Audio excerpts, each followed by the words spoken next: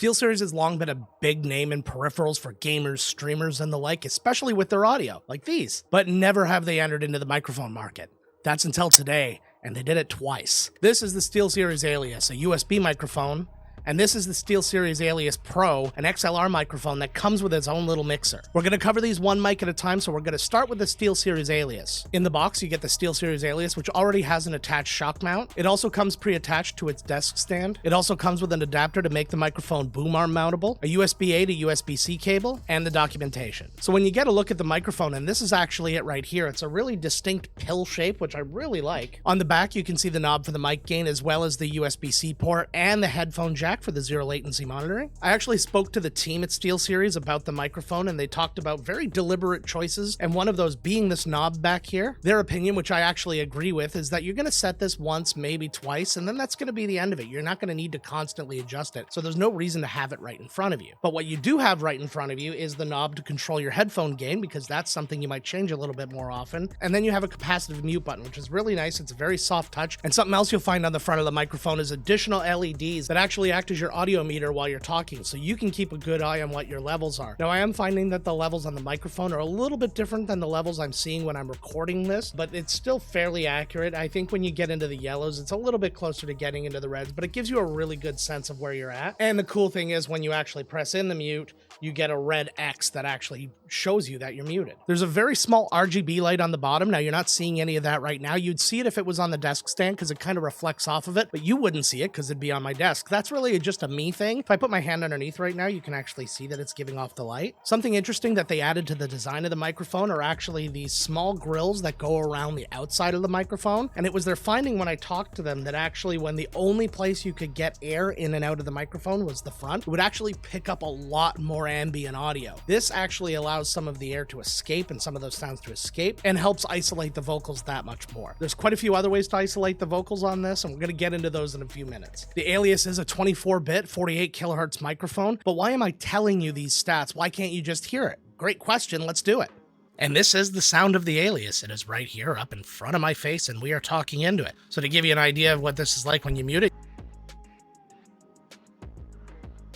and then we unmute it, in case you were wondering what it sounds like when you're muted. So while I can hear myself in the headphones through the microphone, I'm not getting that clear picture that I want of exactly what I'm going to sound like in the broadcast, so I'm going to have to go back and listen to that. But besides that, just looking at this on camera right now, I really like the way it looks. The way that this sits actually makes a lot of the things more discreet. Something that I'm noticing right away is actually these cables, which are still present on the camera and things like that, aren't as pronounced because of this stuff that's coming out. It's kind of like almost camouflaging it in a way, but it's just a little bit less pronounced because a lot of them also have them coming out from higher up, and then they're just kind of jutting out in a way that you don't really want. So for what I can ask for, this is like the nicest version of that, but you can also in the end bring these up and run them along your boom arm and things like that. Right now, just because I'm in testing mode, I have everything sitting loose and it looks that much nicer. But when you want to talk about the cool features of this microphone, you actually need to go to its software. This is powered by Sonar For Streamers from SteelSeries. Say that 5 times fast. I just tried and failed miserably. You're not going to see that, but that's where you get into the real nitty-gritty of this microphone. So let's have a look at that. This is Sonar For Streamers. It's actually a part of the SteelSeries GG app, so you can actually see all the other things you can control here, including your engine and everything else. If you click on engine, you can actually see your microphone here and go in and make some changes. And that's what this looks like right here. So you can actually set your mic side tone right here, which allows you to hear yourself in your headphones just that much better. And then you can go into illumination, and you can also see that you can change the color of each individual level of your levels in there. And the control here for the ambient LED, that's the one across the bottom, so you can turn that on and off. And you can see here it says color adjustment for ambient lighting must be done in Prism. This is a way for you to sync RGB across all the SteelSeries items that you actually own. This is also going to be where you do a firmware update, which you should have to do the first time you plug it in. There'll be a little line across here saying click to update, and it'll just take care of it for you. So overall, this software has a very similar look to a lot of the other software solutions that we've seen out there. Things along the lines of the Beacon app, Elgato Wavelength, Unify, things like that. It's a full-on mixer, so you can assign different sources to these destinations, and then you can mix it the way you want, both for your personal personal mix because you might want to hear game audio or music in your ears a little bit louder than you're hearing other things, but you don't want them to drown out your voice to your audience, so you can have completely separate mixes for that. While I talked to the SteelSeries team, they did say that sources are going to be drag and drop, so any active programs or anything like that that you have, you'll be able to drag under whatever source you want rather than having to go the Windows audio app route where you end up having to go through a bunch of drop downs to set it all up. It's a whole lot easier that way, and that should be coming really soon. And you'll see next to every set of faders, there's a little settings thing here, so you can click on that and you'll see here under the master, you can actually send your personal mix to one specific audio device. You can send your stream mix to another audio device. In this case, we're sending it to the SteelSeries stream. And then the mic input, we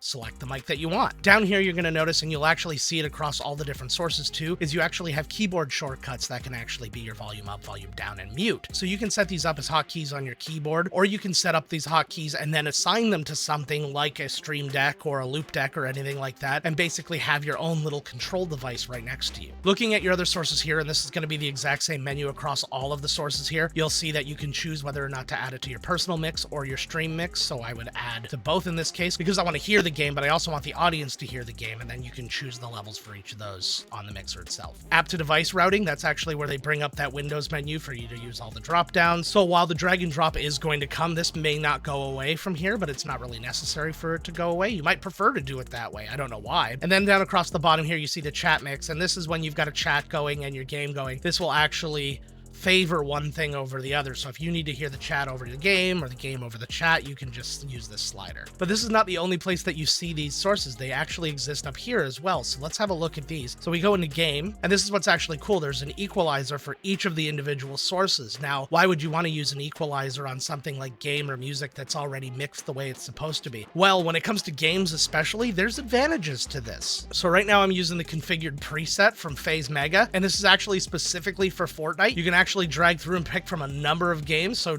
whatever your pleasure is, you can pick one. So let's see, for example, let's see what Elden Ring looks like. So it's got its own thing, and then let's go maybe Apex, and it's got its own thing, and it's actually to isolate very specific sounds inside of the audio. So the Fortnite one was actually so you could hear footsteps a little bit more clearly when you're playing the game. So these are the kind of things you can do that aren't better audio for your audience, it's better audio for you, for what you're doing. And given the fact that music, your voice, any other things are going to kind of drown all that out anyways, it's important that you're using this for you right now. And the fact that they have presets for all sorts of different games is just amazing. Another thing you can add is down here, you can turn on your spatial audio, which actually gives you a little bit more immersion into your environment. And you can make adjustments by actually sliding these around, upping the performance and the distance, all relative to your headphones. Or you can put it in speaker mode if you're using speakers instead. And then down here, you have your volume boost, so you can actually manually boost up your gain. And then smart volume, which will actually keep it at a level that's not going to bring it too high, but it's never going to let it go too low either. It'll manage the gain for you. Now, when you're doing this in the mixer, I probably wouldn't recommend that you'd use this because it would be jumping around while you're streaming. But if you're gaming or anything like that, go ahead, go to town. The equalizer for chat and your mic is pretty much the same, so we're going to skip the chat one for now because I want to get into it when we get to the mic. Media and auxiliary are pretty much going to be the same as the game mode, except for your presets. They're not going to be specific to games or anything like that, but you can have different music modes, different movie modes, and a podcast mode that just kind of optimize it for your ears. So you go podcast, you can see it goes like that. Go music with clear vocals, does that, you know, deep bass. You understand how EQ works. But the fact that you have a 10-band EQ, and you can control this, you don't have to use the presets. You can drag these wherever you want to go. You can actually see the values as you move it around. I think this is a really nice EQ. It's probably one of the better ones I've seen. And then you get to your microphone, and again, you're seeing the same things. You're seeing the same EQ. New presets this time, all based on your vocals. So if you go to balance, that's what this looks like, and it sounds like this exactly too. I'm not hearing a big difference between it right now in my headphones. Again, I'm just basically hearing presence of audio. But if I keep going through,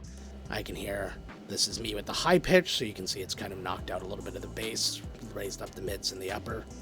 Low pitch, this is giving me a bit more bass. Clarity, high pitch, so this is all about that presence over here, and it's taking all of this away, which I can't imagine sounds great on my voice. Clarity, low pitch brings us up just a little bit, but it's still lower. Deep voice, which is exactly what I need right now. Less nasal is pretty much where I want to stick. It brings down those mid-tones that actually cause all that nasal stuff. Brings up my bass just a little bit, not a ton, and then brings up the presence. It's the old California smile. So this is something I would mess with a bit more as I'm actually getting set up, but we'll see how that goes. And then from there, you can also go to this one, walkie-talkie, which now makes you sound like you're talking through a walkie-talkie. I kind of wish that there was like a preset or something, a hotkey that would allow you to hit the button as just some kind of an effect that you can do. Hopefully at some point as they continue to update this software, they'll start to add other features, like put in your own version of a sound pad. Give people the ability to record. The world is your oyster. I mean, these software solutions are so cool. The more you put into it, the more value you're actually giving to the people who are going to use it. But worth noting, this software is free. And it's not free if you buy one of their mics. You can download this software right now. The link is down below. You can use it on your own microphones, whatever you got. That being said, there are certain optimizations that you're really going to get if you get their actual microphone. But now I want to take you to the coolest feature of them all. We're going to scroll down here, the Clearcast AI noise cancellation. Yeah, we've seen noise cancellation before in a lot of different software. NVIDIA has their own, everybody's got their own thing. But here's the thing. I have been using this the entire time we've been on this microphone. And to give you a sense of what it's doing, I've been doing this with my air conditioner on almost arm's reach from me right now this entire time. So this is what it sounds like with the Clearcast AI noise cancellation on. And this is what it sounds like with it off. That's a noisy little bugger, isn't it? I also did a little keyboard test. So right now I'm typing really fast with my left hand.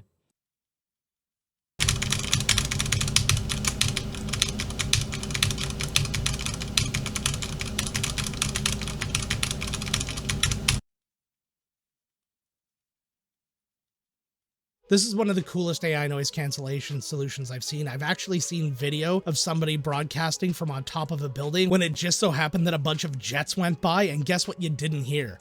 The jets. And the team at SteelSeries has said that this is a learning AI. It will only get better and better at recognizing your voice and canceling out everything else. Babies crying in the background. If I had another fan going here, which I mean, it gets hot in rooms. Like, you need that sometimes. Worth noting, it is not an onboard DSP doing this. This is all being done through the software, so that is going to take up a little bit of CPU. Underneath, you have a few other options, so if you're not going to be using the noise cancellation, you might need to consider these things. So there are noise reduction settings here. I kind of find this really weird that they have two different noise reduction options. And why do you need a noise gate if you have AI noise cancellation? Again, if you have this turned off, you don't care for it for whatever reason. You might want other audio to be picked up around you. You might have somebody that you're talking to off to the side that you want their voice to be heard. So there are use cases to shut this off and then utilizing this stuff. But when you turn the noise gate on, you can set it to whatever threshold you want for whatever decibel level, or you can actually use this automatic one that actually computes where the threshold should be for you, which is good because that means it's listening to the ambient audio and just kind of boosting the threshold a little bit till it's just above where that is, and then everything above it, provided you're speaking above it, is clear. And then down here, I accidentally turned it off, but we have a compressor. This is probably the only thing when they presented this to me that I wasn't a particular fan of, and it's just because I like setting up my compression with all this stuff. I like knowing my attack values and my release values and what my compression rate is. I use a 4:1 compression ratio. These are things I don't have on here. So this is kind of almost like a new learning curve for me, somebody who's experienced in audio, and I'll have to kind of monkey around with it and drag it to some place and go, okay, this is roughly where I want it to be, and then that's where it goes. But what I would like to see again in the future, I would like to see with a lot of these things, them have an advanced options where you could open up that other version and then set those things up. Because not only are the audiophiles going to want that, the people who are getting started in this, or at least some of them, want to learn about this stuff, and they're not going to get the opportunity to do that if they just have a scale here to just slide back and forth on. But something that I think is really important to bring up, and again, something I got from my conversation with SteelSeries, they have been working on this line of microphones for years. Now, they could have just rushed something out just to kind of get into the marketplace. A lot of different audio companies have done that, and some have had some success and others less so. But SteelSeries has been sitting on this and working on it and perfecting it all through the pandemic. So at a time when sales of things like this were at their hottest, they're like, no, we're not going to do it. We're going to wait until it's ready. And I have so much respect for that. Now it's time to look at the big sibling in the SteelSeries Alias lineup, the Alias Pro. In the box, you're going to get the Alias Pro microphone, which looks almost identical to the Alias microphone with some obvious differences that we'll get into. You also have their stream mixer, an XLR cable, and two USB-A to USB-C cables, and we're going to get into why you have two in just a moment. So let's talk about the microphone first. This is the Alias Pro microphone, so right off the bat, you're going to see that there's no knobs or buttons or anything like that that on the front because there's nothing to control on an XLR microphone like that. In addition, no knob for the microphone gain because that's all going to be done through the mixer. Underneath here, also different from the Alias, no RGB because again, it's not powered by USB. But something I really wanted to point out with this desk stand, it's actually got a nice spot where you can plug in your XLR microphone and run the cable through the back of it, which is always nice. And with this microphone, we're going to do something that we never do because we've already tested the Alias and it has the same 1-inch capsule as this microphone. So theoretically, if you put it on the arm, it should sound the same, even though it's coming through XLR. We've seen that in the past. So I'm actually going to desk mount this microphone when we test it. If I'm not happy with the audio, then I'll bring it up on an arm so we can hear it, so it's fair. And now here's your stream mixer. So it's only got a few things on it. First off, it's got your microphone gain here. Has a very, very thin white ring around it, and that's actually going to be RGB. And then this second knob is defaulted for your headphone volume. I'm going to say both of these knobs, they turn really smooth. This one especially feels like a jog wheel on an editing machine. Now, while this is defaulted to one function, you can actually set it up to do more than that. We'll get into that in a minute. And underneath, you've got your mic mute and another mute button, and this one's also programmable. We'll get into that at the same time as we get into this. And on the side, you'll find a headphone jack for zero latency monitoring. And when you look at the back of the mixer, you're going to have the XLR input, and next to that is a little light indicating the 48-volt phantom power, a line out to send this audio to another device that might not be your computer. And then you have a spot to plug in your power cable and the power button above it. Now on the actual mixer, it says right there, power off before connecting the XLR cable. And when that's for is when the phantom power is on. When you plug in an XLR cable, that can actually cause damage to the microphone if that power is being fed through as you plug it in. So turn it off, plug it in, then turn it on, and everything will be cool. Also worth knowing, the phantom power cannot be on if you're using a dynamic microphone, because theoretically you can use any XLR microphone with this, but if the phantom power's on and you put it through a dynamic microphone, you are going to damage the microphone. So when the phantom power's on, you stick with your condenser microphones and obviously the condenser microphone that it came with, the Alias Pro. So underneath, you're going to see two USB-C ports, and you kind of think to yourself, why does this have to have a separate power cable if you've got two USB ports? These are outputs. And you're going to think to yourself, self, why are there two USB-C outputs on a single mixer? Because this is designed to go into a dual PC system. And this makes the Alias Pro the first and only microphone that you can purchase that can go to a dual PC system without the purchase of any additional gear. There are, of course, other mixers that you can use that can go into a dual PC system. We've reviewed them on here before, and we have others coming in the future, but that is always an additional cost to the microphone. The microphone I'm speaking into right now can't go into two PCs. The mixer that this microphone is going into, which costs an additional ton of money, can. And then it's really worth pointing out that on the bottom, you have a really nice non-slip surface, both here and on this white part here. This is actually meant to shine through additional RGB that's going to exist right here. So let's not waste any more time. I'm going to get all this set up and we'll be right back with you. Okay, and this is the Alias Pro setup. It's actually at my desk right now. I'm touching it as we speak. See? Now, right now, just to make sure that we're getting the best clarity of my voice, I put this microphone directly in front of me. It is where my keyboard would normally go. We are going to move it off to the side to test that in a couple of minutes because I need to be able to put it somewhere where I have room on my desk. I need to be able to use my keyboard and mouse if I'm going to be doing gaming streams or anything like that. So it can't be anywhere where I need other stuff to be. But setup was incredibly easy and would be very, very easy on a dual PC setup. I don't currently have two PCs here, but whether you're using one PC or two, just know that when you're plugged into the first port, whatever PC you plug into, it's actually going to show up as Alias Pro 1, and if you plug it into the second port, it'll show up as Alias Pro 2. All you need to know. Now it's time to put a little bit of focus on the mixer itself, so when you've got it plugged in, you can see as you talk, the green ring around the mic gain actually flashes, and you can see the ambient RGB coming from underneath it. And it's just worth noting that neither of the buttons actually light up unless you press them in. So if we dive back briefly into the software, you can see I have the Alias Pro now in my engine. If I click on it, it brings up the controls specifically for the stream mixer here, and it gives you a few options. So from your audio side, this is again your mic side tone. This is where you turn your phantom power on and off. Just from the research I've done, I haven't found a way to be able to actually turn the phantom power off physically on the device. So this is where you're going to come do that if you're going to plug in a dynamic microphone.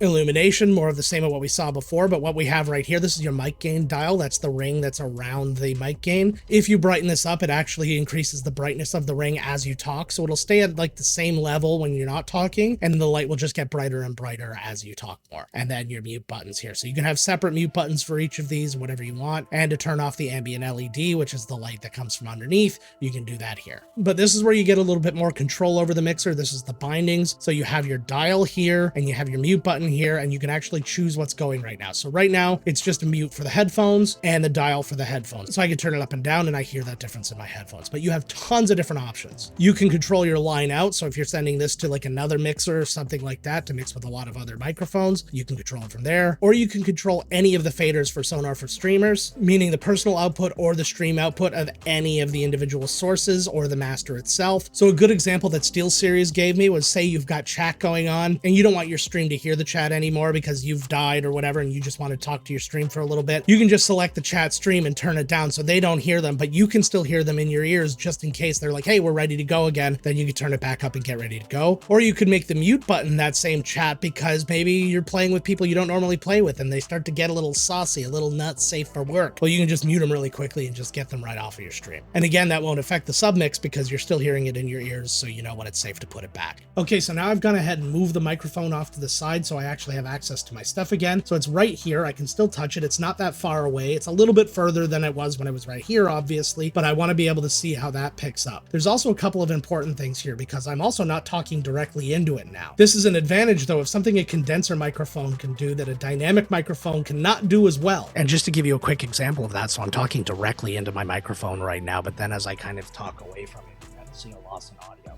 This happens to me a lot when I'm doing my podcast, actually, because I have the microphone kind of right in front of my face. But then as soon as I turn to talk to the other guest or whoever, my co-host in most cases, you find my audio going. He's actually a little bit more of a pro at that for some reason. It's the only thing he's a bit more of a pro at, but he tends to talk into his microphone and I do less so. Whereas a condenser microphone's pickup pattern is such that it actually catches you on more angles. So if you're not talking directly into it, it's still a little bit more forgiving. Now the question is, from here, how much more forgiving? So what I'm going to do is I'm going to go have a listen to that. I'm going to compare the two and see what we have. Okay, so I had a chance to listen to both and it did sound a lot more clear when I was sitting right in front of my face than it did over here, but it didn't sound bad over here by any means. I mean, the AI noise cancellation was still working really well, so I didn't have any ambient noise or anything like that, but you could hear when I spoke, you could hear the faintest amount of that ambient noise as I was speaking, less so when the microphone is closer up to me. And again, that's because I'm bringing the gain up because of the microphone being further away from my mouth. But I want to give you an example of this, and I'm not going to throw it up on an arm right now, but I'm going to simulate that by throwing it up on